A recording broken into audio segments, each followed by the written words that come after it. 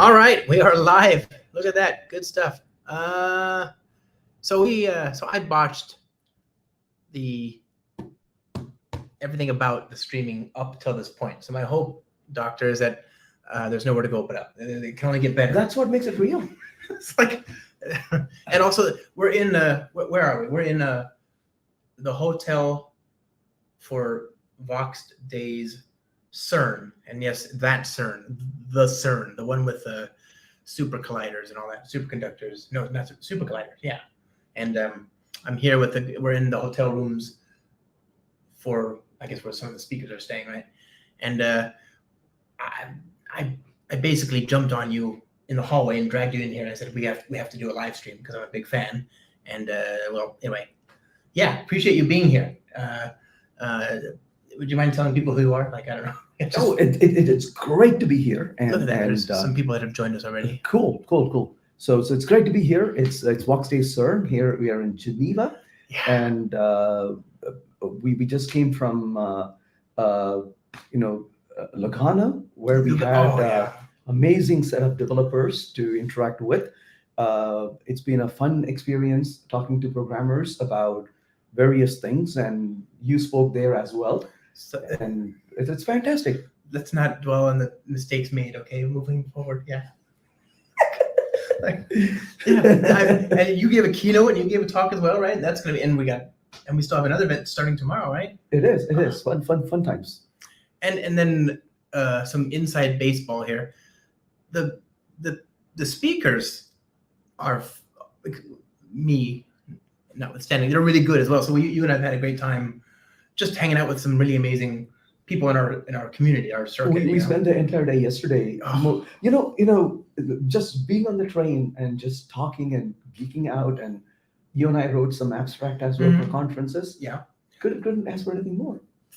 Where do we submit? We can't tell you that this is a guaranteed thing, but we can say that we hope that our proposal for Dev2 Next, which is, it's your conference in Colorado, we're hoping that that'll get approved.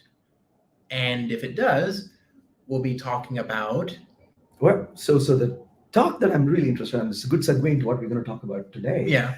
Is things that have been evolving in Java, and in particular, I'm really excited about the Project Loom related virtual threads. So we were in the train yesterday, and a topic that came to our mind is, what if we talk about a joint talk about what's in Project Loom? Yes. How does it benefit Java developers? Absolutely. And very specifically, how does it help Spring developers as well? They're Java developers. That's basically, and I mean, this is like is a delegation or inheritance model? How does that work?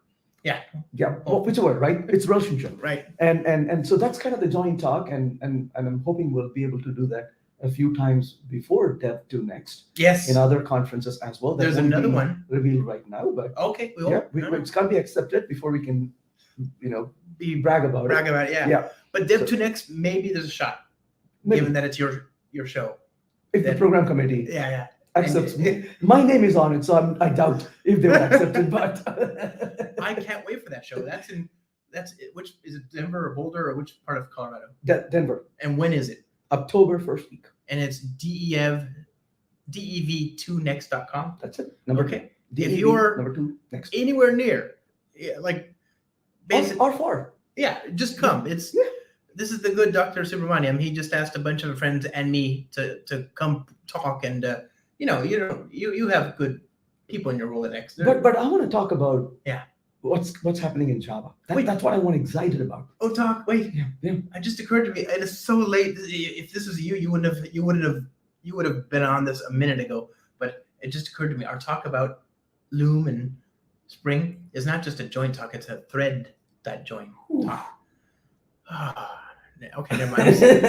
Sorry. Or is it thread dot wait? Because the last time we did a joint talk. Oh, we don't want to talk about that. No. Okay, let's talk about good things.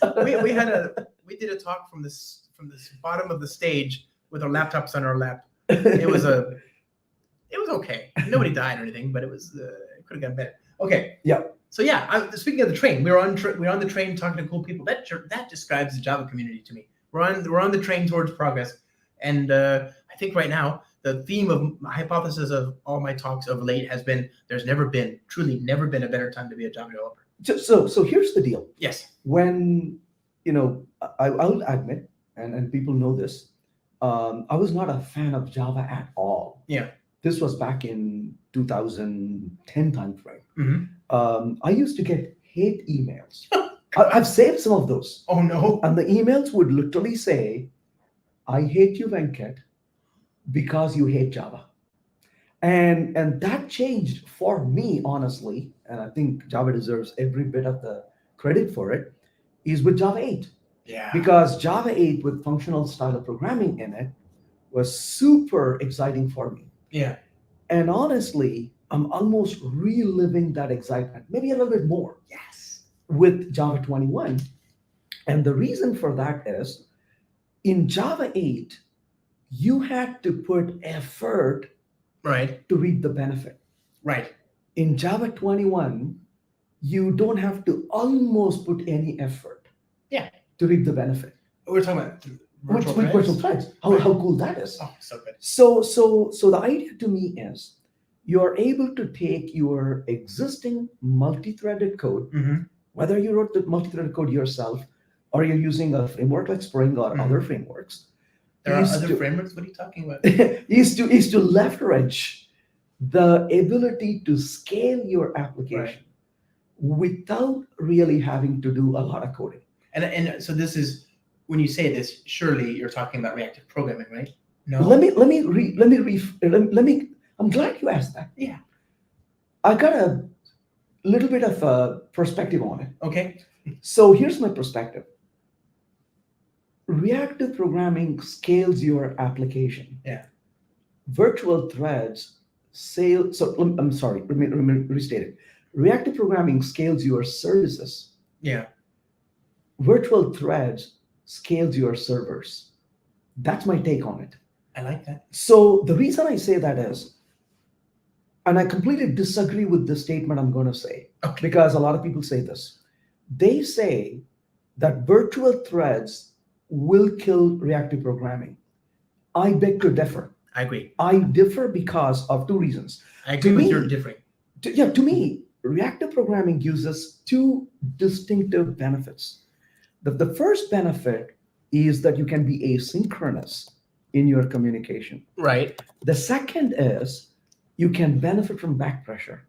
Yes. Virtual threads addresses the first problem. Yeah. You can be asynchronous. Right. If you're using reactive programming for back pressure, there's still value in it. There's a third one too. Ease of composition. With reactive programming, everything is a publisher, and now you have a nice, easy way to describe streams of data. Almost an ease of composition. Yeah. Except when you have to deal with exceptions. But that's a different story. Well, yeah. But the point to me is that you are able to leverage, you're able to benefit really in here by, so ignoring that, right? Mm-hmm. You are able to take your existing application, you're using executor services, let's say, Yeah. with one, in a way, and this is exactly what I want to demo in our talk that we're going to do, is to show that with, so to use metaphorically, one flip of a switch, Right. this is where I feel like virtual threads are like aspect-oriented programming.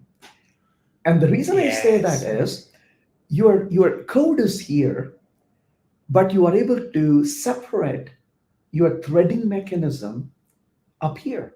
Right. So your implementation is the tactics. Right. Your threading is your strategy. Right.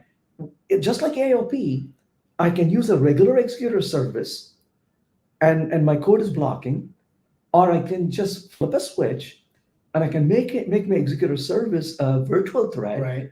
And the code doesn't know That's that's been changed, but it turns into a non-blocking.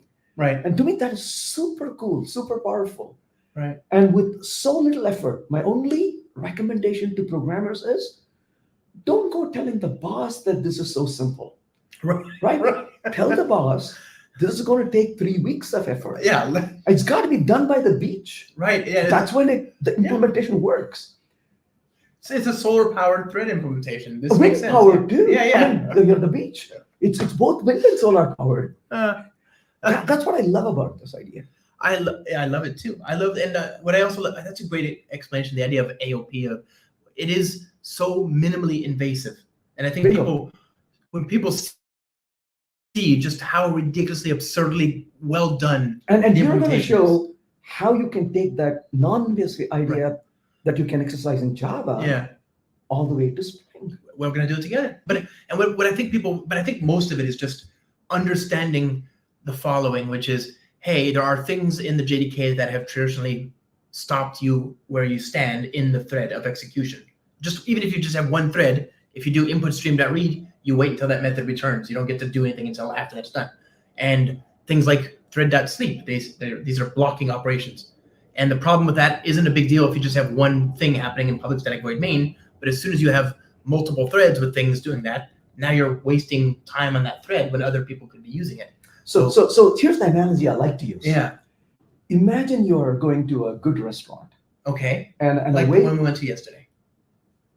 A couple that we went yesterday, they were all good. Yeah, very good. But I think that's a if the waiter comes to you and says, "What would you like to drink?" Yeah. And you say, "What do you have?" They give you a list of things you can have, and then you're like, "I'm not sure what I'm in the mood for. What do you recommend?"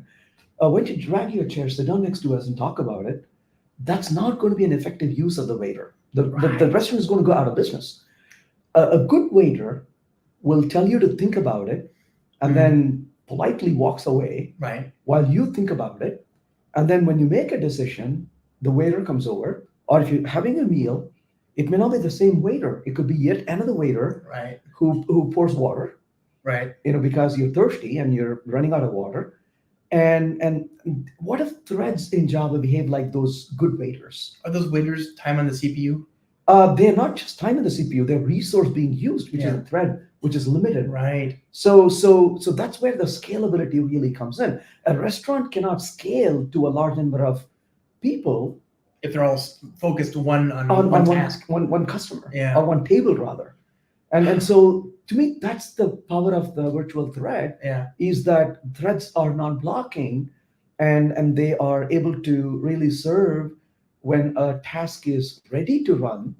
But when a task is not ready to run, the thread is not being held hostage. Right. So to me, that's the power. Right. That's so when we talk about these tasks, that's the waiting for the bytes and thread.sleeping and these very common, and you can just continue doing those same things, but now it just automatically lets the waiter go do something else. Yeah. Same code. You change nothing, and then suddenly the waiter is able to get up and go do something else, where before it would be stuck there waiting for your answer. Which means if you take applications like frameworks like Spring, the number of threads that you can entertain just goes through the roof. Skyrockets. Absolutely. Which means not only are you able to give a better scale for your application, you don't have to screw the environment to do that. It's quite the contrary, Because in Save the past, turtles, use virtual threads. Because in the past, there's only so many threads you can have on a box. Right. So what do? Be elastic. Yeah. So why do you want to be elastic? You want to be elastic for scale, or you want to be elastic for availability. Right. You still want to be elastic for availability. Yeah, More than one. But to the extent you have to be elastic for availability, that just went down a lot. Is far less than you have to be elastic for scale. But if you're able to reduce the need for being elastic for scale, look at who doesn't want that. And not only is that better on the environment, your boss doesn't have to send that big money every month, the big bill to the cloud services. Yeah. And you should tell the boss, I need extra incentives. Not only does this need to be done by the beach, but I think if we save any money, I think it would be better divided and given to the team. That I think you should just write the contract before you release. Before you do it, Yeah. But I don't think they need your advice and my advice for that. No. They can figure that out.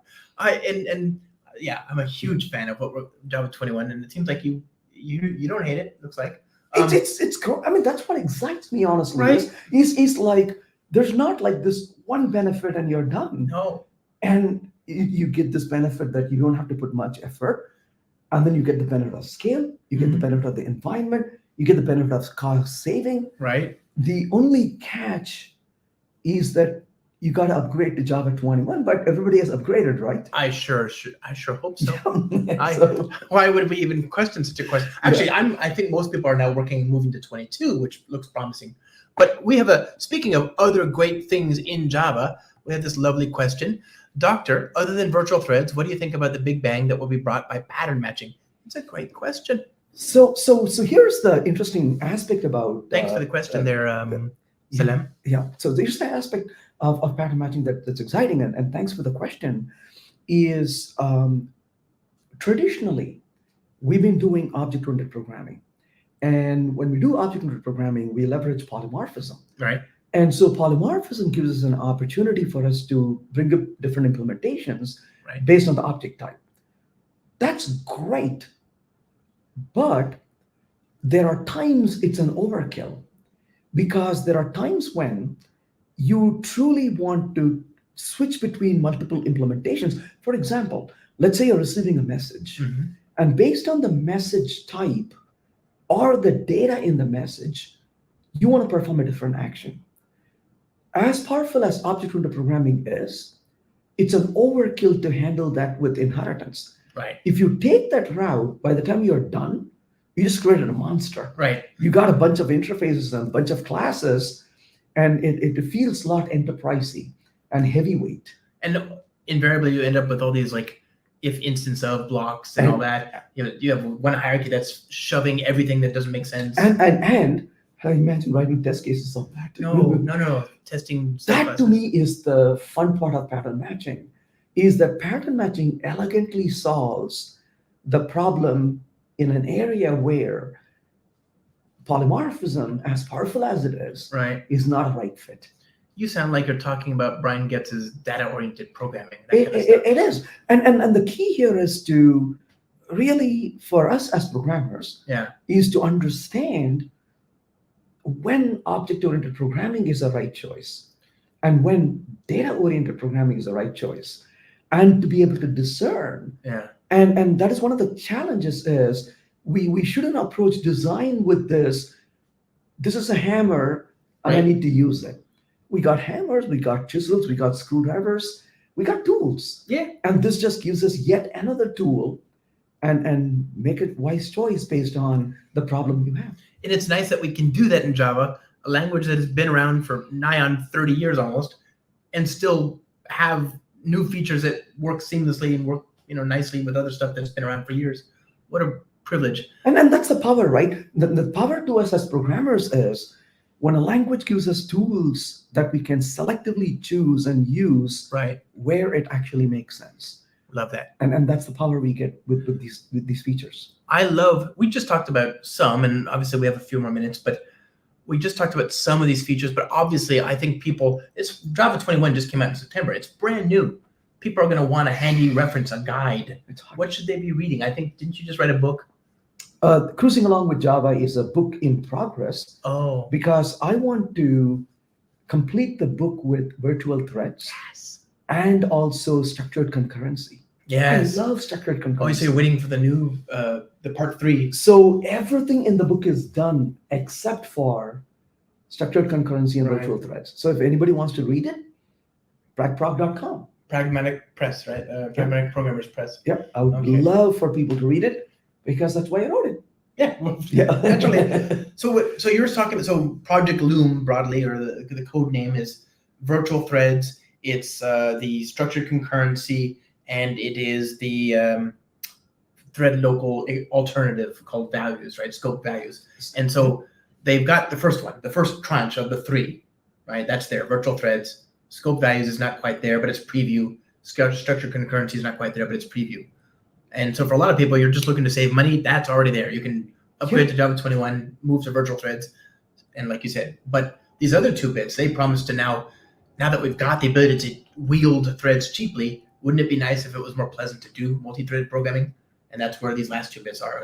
It is. And the power is to really understand the use cases where they make sense.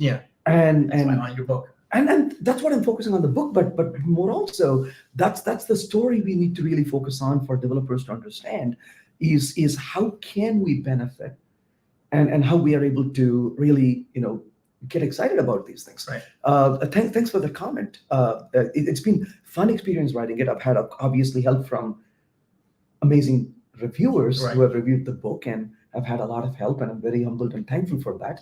But it's a journey, right? And that's one of the things that excites me is the language gives us these tools that we can benefit from, and that's what, circling back to what I started with, is converted me honestly, and I'm so happy for this, Right. from being a hater of Java, Yeah, to an ardent lover and a fan of Java. me too.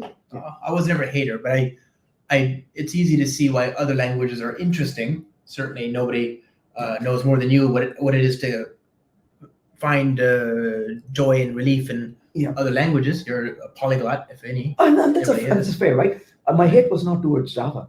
My hate was towards no progress. Yes. For Java. Right. That was my problem, right? Right.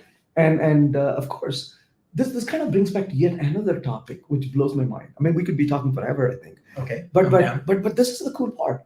We think about Java as this one thing. But if you really think about it, you and I travel a lot. Mm-hmm. We got all developers. We are living in a world where people are born in a city these days. They live in another city, or they go travel to a city and they go back to visit it. I saw somebody there who said, I've been there 10 years ago and I'm visiting again. When you go back to a city, you see it different. Oh, yeah. And that is because the people who are living there in that time between the time you visited and now are different. Similar to Java, right? Java is not being developed today by the same people who created Java. Sometimes it's hard to remember that in our minds. Yeah. And we look at Java as this one language. But Java is not the same language because Java is not being developed by the same people. Right. And different sets of people have their own, ideologies, their own objectives and thoughts.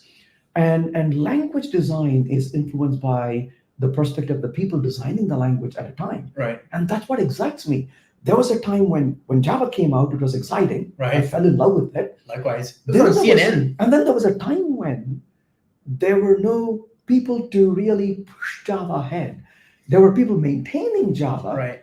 And then when Java 8 came out, is a time when a new set of people came in. Phoenix. Quite a number of them are still around. Yeah. Who got really excited and said, no, we need to push Java forward. And now Java is being moved forward by a few set of people who were not in the beginning, but are keenly interested in Java. There's a reason why it's a vibrant language. Absolutely. I think it's an ancient proverb that says that you can't stand in the same Java 8 stream twice, right? And Beautiful. It's true. Beautiful. Yeah. By the way, despite the fact that what you just said is 100% true, and I've had the privilege of knowing some of the new people and some of the old people, and I'm sure you more even so, but despite that, it's really hard to find where the seams are, because think of it like a tapestry to which each generation adds their own little patch. Mm-hmm. And in other languages like C++, I know where the seams are. I know where this is disjunctive sort of philosophy around language design. But Java feels, some exceptions here and there, but it feels pretty cohesive. It feels like it's, despite the fact that it's almost 30 years old, Well, so on that point, again, my goal is not to badmouth other languages. I want to kind of make that very clear. If you look at C# as an example, there were clearly the old way and then the new way. And Ted Neward just made that same point completely separately, serendipitously, just a few days ago. And then the issue with this is the following, right? If you write the code in the new way, if you write the code in the old way, they don't work together. They work together, but they work together as being separate from each other, right? This is like trying to put two incompatible things together, right? And you're talking about seam and seamless. There, it's like you're just like, what just happened here, right? It's like a fork in the road. Where it's like, whoa. Of Java is that the evolutions have been so cohesive. Take example of Java 8 streams. Yeah. You can pass a stream to a very old function that was accepting an interface with one abstract method. Right. these were very deliberate design decisions. And that's what excites me about the languages. What people may complain about is what I appreciate about. Right. They say, oh my gosh, it's terrible. You got to use these interfaces. I'm like, whoa, wait a minute.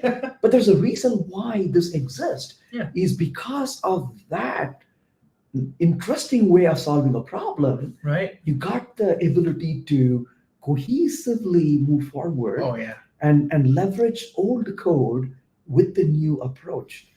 And that's exactly what I love about virtual threads. Because you wrote the code with executive services, they didn't come to you and say, tough luck. If you have to use virtual thread, you got to change the whole damn thing. No, you don't. You can still keep the executive service, right, and just flip the how you. implementation. Yeah. Love that. And then that's what I love about Java is that they add the features, but they don't stick out like a sore thumb. No, they are so cohesive, and it becomes natural to move forward. Yep. I mean, you keep asking these questions, and I keep excited, and then I keep praising more. But that's what excites me about that beautiful way that it keeps evolving. So what that tells you is that the developers behind the language are not sitting there and saying, what can I throw on the wall? No. They are putting a lot of effort into this. You're very polite. I have a lot of respect for that, right? Because you and I work on software, and everybody who is here works on software, and we complain about legacy system. Yeah. Java is one of the biggest legacy systems out there. Right. And can you imagine the number of people using Java, the biggest legacy system, almost the biggest legacy system out there, and how cohesively they're evolving it? That is a work of genius in my opinion. It is. And I will never use Windows, but I give them a lot of credit.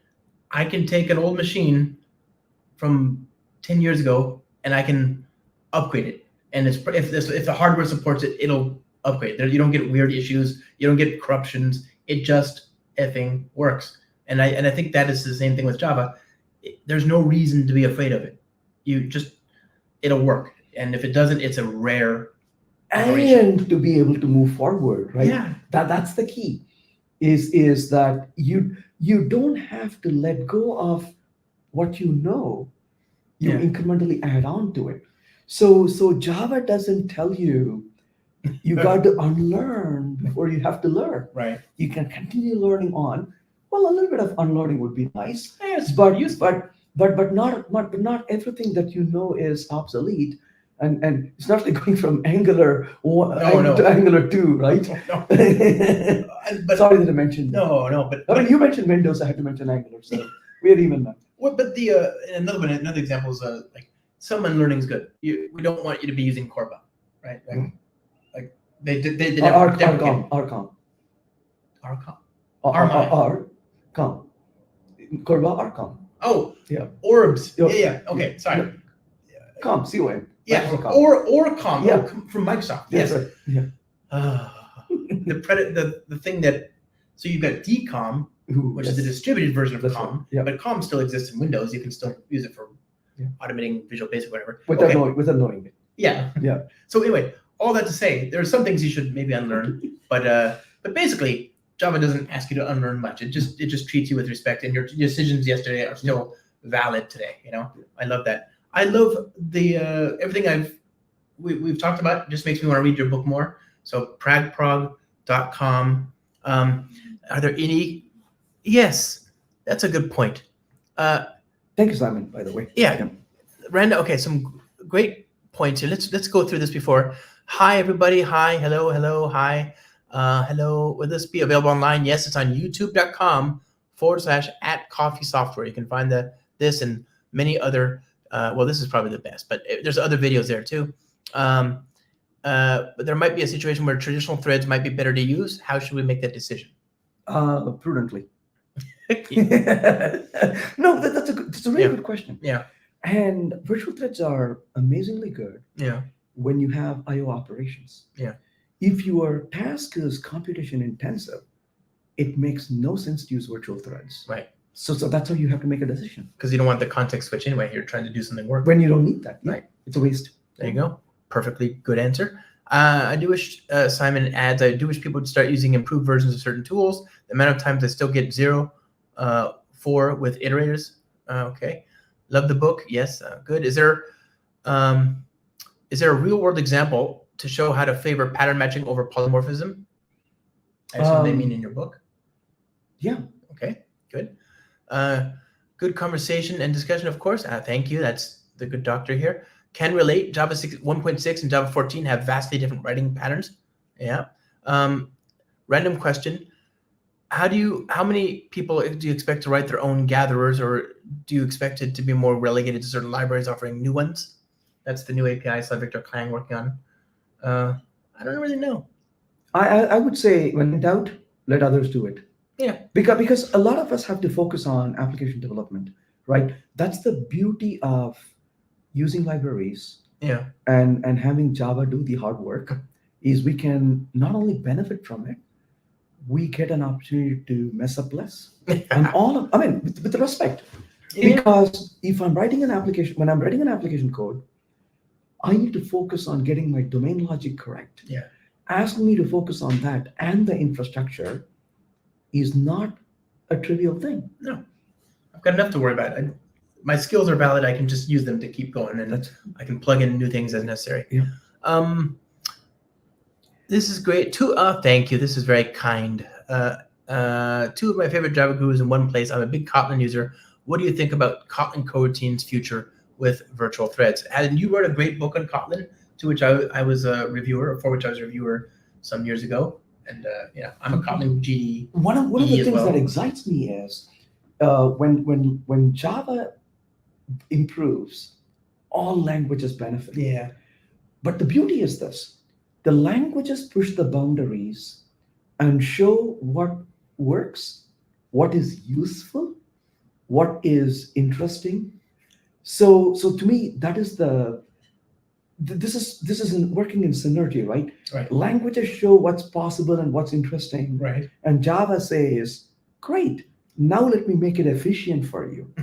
And so Kotlin coroutines are enormously useful. Yeah. It will benefit a great deal from Java virtual threads. And in turn, it will push the boundaries for things that are not really core integral part of what Java wants to do. Right. And I think that's where we're going to keep seeing the benefits.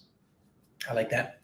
And are these new concepts in Java taking it closer to Erlang? I don't think so. Well, the pattern matching kind of. So here's the deal.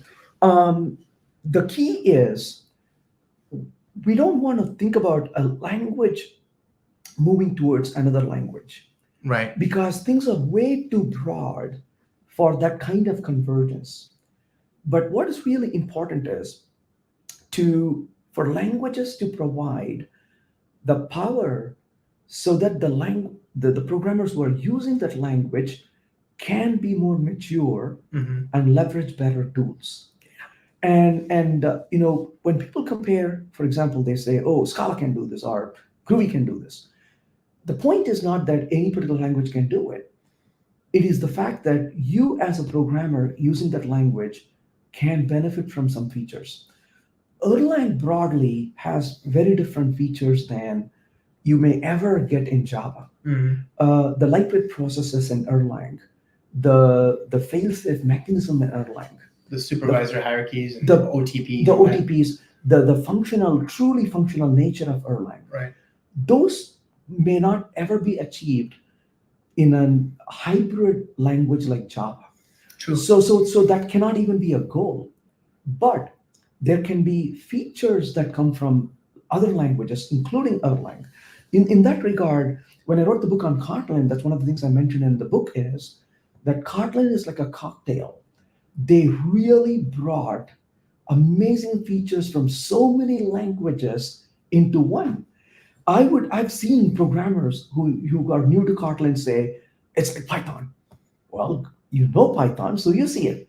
But then the same version of Kotlin somebody will say, that's like Groovy, that's like Ruby, that's like Perl, that's like, and yes, it's like all of that, because the language really brought the features from all those languages, but in a cohesive way, so we can benefit as programmers using Kotlin. Right. That's exactly the case with Java, is that as a Java programmer, you can benefit from these features. And the goal is not to gravitate towards any particular language, but the goal is quite the opposite. Java's goal is not to move towards a language.